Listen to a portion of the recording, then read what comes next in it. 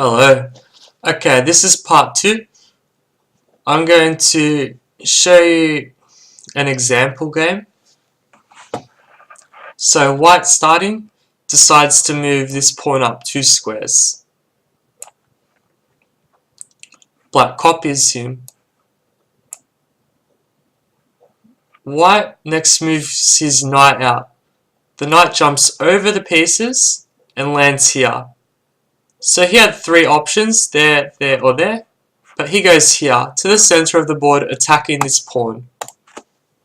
Notice nothing defends this pawn at the moment, so black wants to defend it. He uses his knight to defend it. Next up, white moves his bishop out. He goes to this square. Now it's looking at this diagonal. Now black makes a move, and let's say he copies. Now I'm going to show you the castling rule. Normally the king only moves 1 square, yeah? So I could go here or here if I wanted to move my king. But once per game, I can do a move called castling, which fortifies my king's position. The king and the rook are involved in this move. The king goes 2 squares towards the rook. So I'll do that now. And the rook leaps over and jumps to the other side of the king. And that's castling. It's done to put the king in the corner where it's usually safer, just at the edge of the board, away from the pieces more. And the rook also later has the option of going towards the center of the board. So it can protect this pawn and maybe push out later with these pawns. Okay, there's special conditions for castling. You can't castle if you're in check, which is when your king is being attacked. So let's say this was the position, king's in check. You can't get away with castling. You're going to either have to move your king, and then you can't castle anymore because the king's moved. The rule is done. No more. So that's no good. You can block the check by moving the pawn up. Also, the knight can jump in front, or the bishop can block, or the queen. But a queen is a lot better than a bishop, so that's not recommended.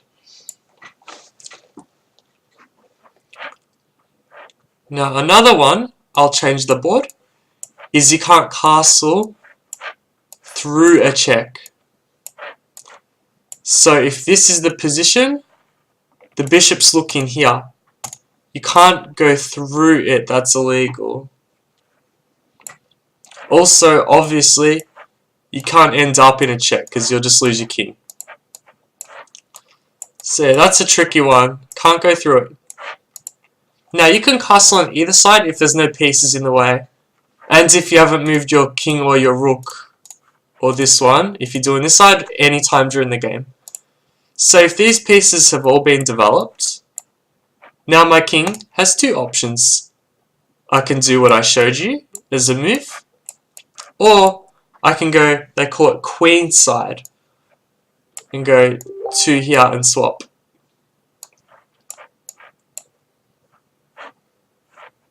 So that's castling, and black's in the same position. He can go here and here. Okay, that's that. So now you know all the rules of chess pretty much. I'm going to go starting position, and I'm going to show you the quickest way to force a checkmate. And that's in 4 moves. Okay, so first off, we identify the weak square. We look at all these pawns in the king position. Now, this pawn is defended 1, 2, 3, 4 times, so that's a very strong square. This pawn is defended 1, 2, 3, 4 as well. Another very strong square or pawn. This pawn is defended once. Nothing else touches it. That's it. So the weak square is f7. Now look at our pieces and how can we attack f7? There's a few ways. This and then this, or this will attack f7. But that's a little slow. The best is to use the diagonal pieces, which are the white bishop and the white queen, to attack the white square. So the first move gets them both out at once. Now black just makes a move. Now get the bishop out, looking at this. Black makes a move. And now the queen can go to two places to do it. She can go to f3 or h5. We'll just pick h5. Now if black doesn't protect this pawn, let's say he attacks the queen. There, queen's protected by the bishop, so black takes the queen, black will lose next move. And can't move the king. He's blocked by his own queen, he can't get out. He's stuck, and that's checkmate. Now going back, if you wanted to protect against this checkmate, you could move the pawn forward, because now the queen's blocked and attacked.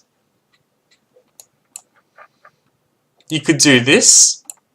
That cuts off the bishop's communication with the square.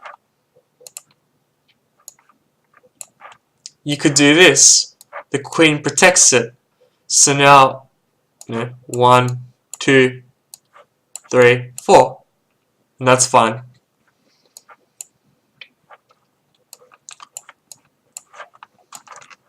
Okay, I'm going to give you some general guidelines.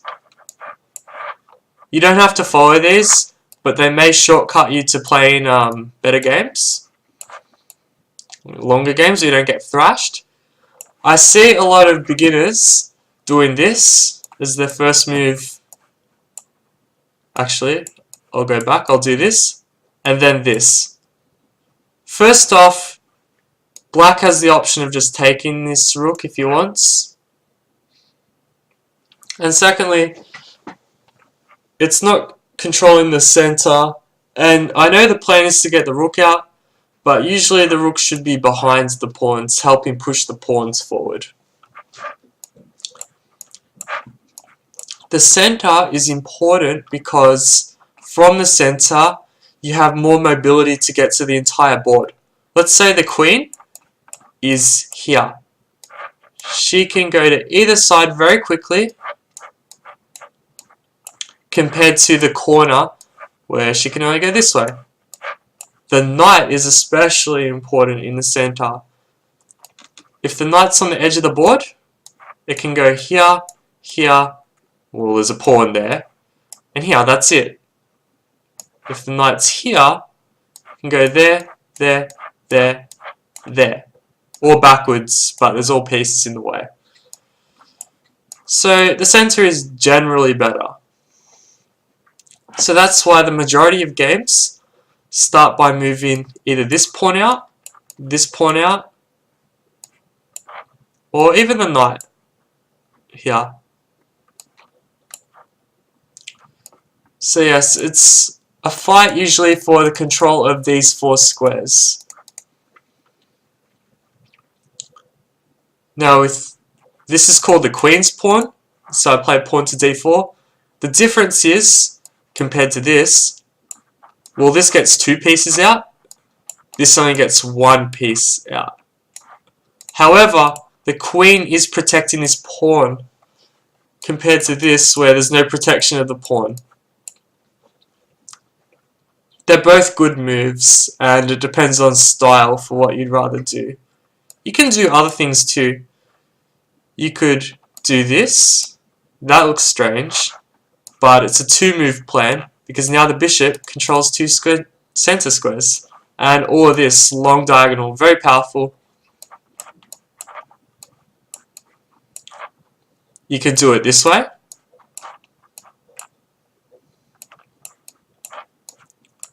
You could also do this as a first move. This is called a flank opening, flank of the board, but you're controlling this square. Next up, you could bring your knight out. Let's say I make a move. And now the knight is behind the pawn, not impeding the pawn. Compared to this, now the pawn is stuck. So this is a slight improvement. And also the queen can come out this way, so that's just another option.